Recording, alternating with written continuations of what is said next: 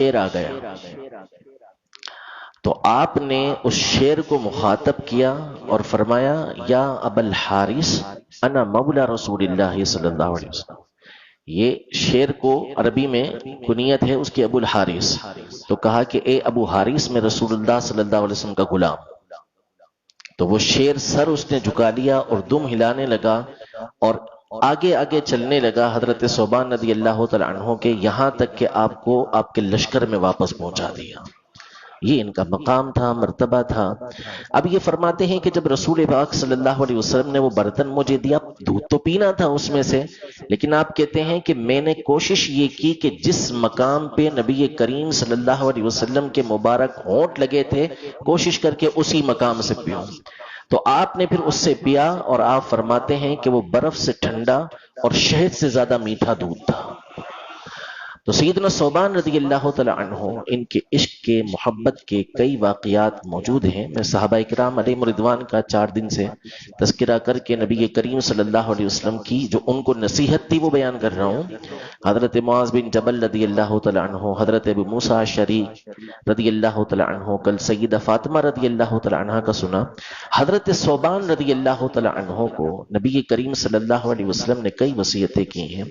ان میں سے ایک انتہائی اہمیت کی حامل آپ کا عمل بھی کیا تھا کہ نبی کریم صلی اللہ علیہ وسلم نے ان کو منع کیا کہ کسی سے سوال یعنی کسی سے مانگنا نہیں، کسی سے کوئی چیز مانگنا نہیں. ان کی سیرت میں یہ لکھا ہے کہ انہوں نے نبی کریم صلی اللہ علیہ وسلم کے اس فرمان پر اس طرح عمل کیا کہ اگر ان گھوڑے پہ بیٹھے ہوتے اور اس کا جو کوڑا ہوتا، چابک جو ہوتا وہ گر جاتا تو آپ کسی کو بولتے نہیں کہ اٹھا کے مجھے دو، بلکہ خود نیچے اترتے اور اس کو اٹھا لیا کرتے تھے کہ نبی کریم صلی اللہ علیہ وسلم نے مجھے نصیحت کی کہ میں نے کسی سے مانگنا نہیں ہے. آج ہمارے یہاں پر یہ وبا بھی بہت عام ہے، سوال کرنے کی، مانگنے کی.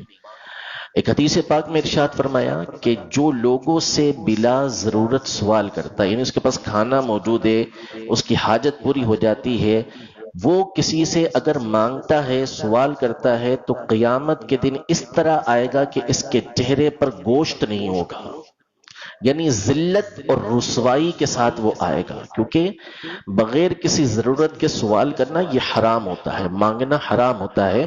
شریعت مطہرہ نے اس کی اجازت نہیں دی اور قرآن پاک ارشاد فرماتا ہے کہ وَلَا تَعَاوَنُوا عَلَى الْإِثْمِ وَالْعُدْوَانِ، کہ گناہ کا جو کام ہے، زیادتی کا جو کام ہے، اس پر ایک دوسرے سے تعاون نہ کرو. اسی لیے علماء ارشاد فرماتے ہیں کہ ایسے افراد کو دینا کہ جو مستحق نہ ہو، جن کو سوال کرنے کی اجازت نہ ہو، یہ حرام ہے. یعنی دینا عام طور پہ ثواب ہوتا ہے، مستحق کو دیں گے ثواب ملے گا، لیکن اگر غیر مستحق کو دیا تو ثواب نہیں بلکہ عذاب ملے گا. رب العزت جل وعلا ہم سب کو نبی محترم صلی اللہ تعالی علیہ وآلہ وسلم کی لازوال محبت عطا فرمائے، آپ کا عشق عطا فرمائے، اور حضور اکرم صلی اللہ علیہ وسلم کے فرمانات پر ہمیں، فرامین پر ہمیں عمل کرنے کی توفیق عطا فرمائے. آمین بجاہ النبی الامین صلی اللہ تعالی علیہ وآلہ